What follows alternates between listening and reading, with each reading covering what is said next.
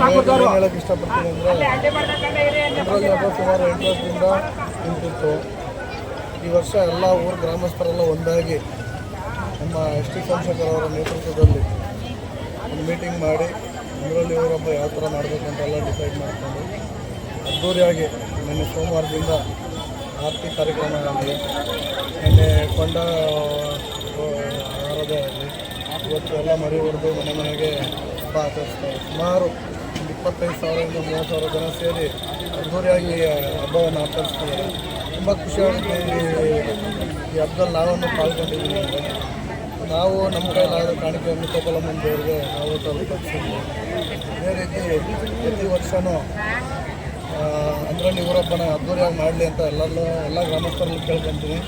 ಮತ್ತು ಮುಂದಿನ ದಿನದಲ್ಲಿ ಪ್ರತಿ ವರ್ಷವೂ ಮಾಡ್ಕೊಂಡು ಹೋಗಲಿ ಅಂತ ದೇವರ ಹತ್ರ ಕೇಳ್ಕೊತೀನಿ. ಯಾಕಂದರೆ ಇದು 8 ವರ್ಷ ನಿಂತಿರೋದ್ರಿಂದ ಪ್ರತಿ ವರ್ಷ ಇದೇ ರೀತಿ ಅದ್ದೂರಿಯಾಗಿ ಮಾಡ್ತಾಯಿದ್ರೆ ಇಡೀ ಊರಿಗೂ ಒಳ್ಳೆಯದಾಗುತ್ತೆ, ಗ್ರಾಮಸ್ಥರಿಗೂ ಒಳ್ಳೆಯದಾಗುತ್ತೆ, ಪ್ರತಿಯೊಂದು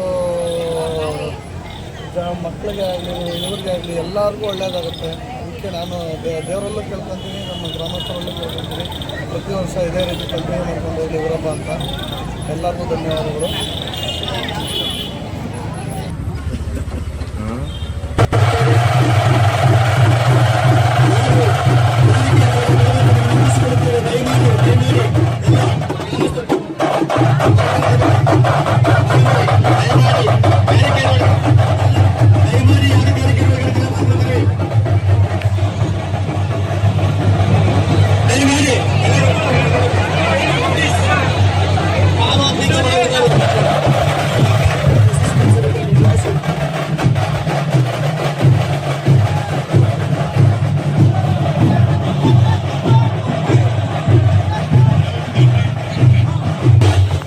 ಆಂಜನೇಯ ಸ್ವಾಮಿ ತಮ್ಮನೇ ನಿಮಗೆ ಹೇಳಿಕೆ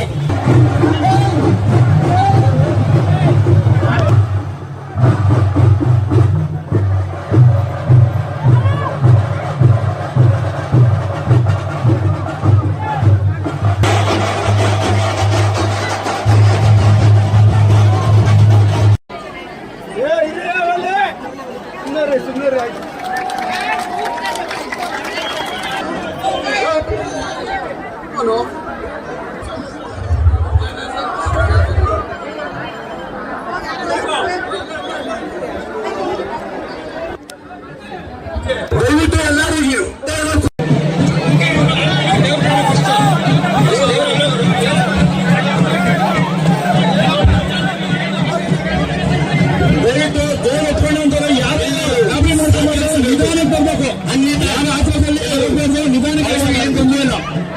ನಿಮ್ಮೆಲ್ಲರ ಸಹಕಾರವೇ ನಮಗೆ ಸ್ಫೂರ್ತಿ.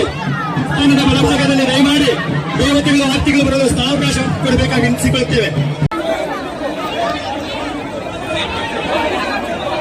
ಎಲ್ಲರೂ ದೇವತೆಗಳನ್ನು ಅತ್ಯಂತ ಭಕ್ತಾದಿಗಳು ನಿಧಾನವಾಗಿ ಹೇಳಬೇಕೆಂದು ವಿನಂತಿಸಿಕೊಳ್ಳುತ್ತೇವೆ. ನಿಶಬ್ದವಾಗಿ ಜೈ ಹಿಂದ್.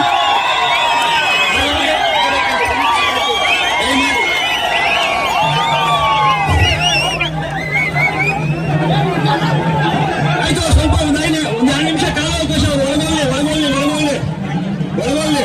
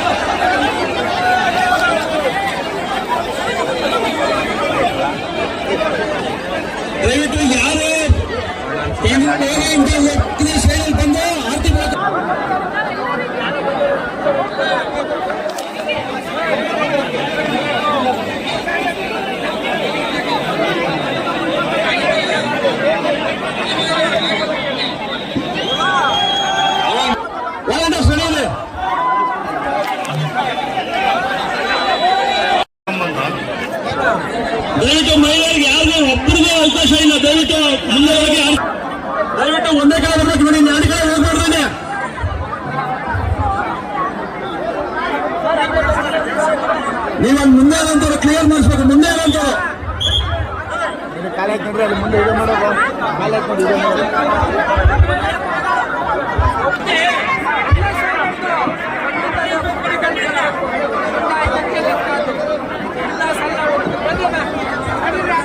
ಆಮೇಲೆ ಮರಿ ಕರಿ ಅಂತ ಯಾರಿದ್ರು ನಿಧಾನ ಸ್ವಲ್ಪ ಇಲ್ಲ ನಿಂತು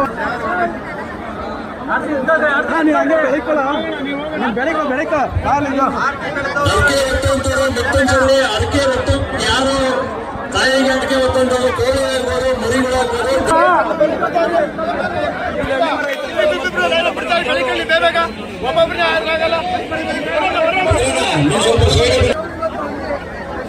ಎಲ್ಲ ಅಡುಗೆ ಮಾಡೋದು ಬೇಡ, ನಂಟರುಗಳೆಲ್ಲ ಬಂದ್ಬಿಟ್ಟಿರ್ತಾರೆ.